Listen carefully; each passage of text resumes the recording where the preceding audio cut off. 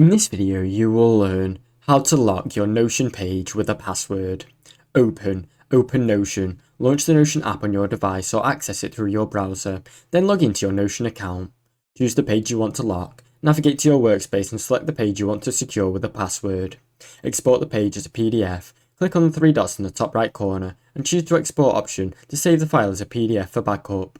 Use a password protected PDF tool.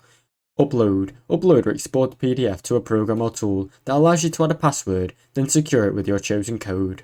Remove or archive your page in Notion. If you want extra security, delete or archive your page inside Notion after creating a password protected version. Share only the secured file. Distribute the password protected file instead of your live Notion page to ensure only authorized people can access it. Now you know how to lock your Notion page with a password. Thanks for watching. Don't forget to like and subscribe.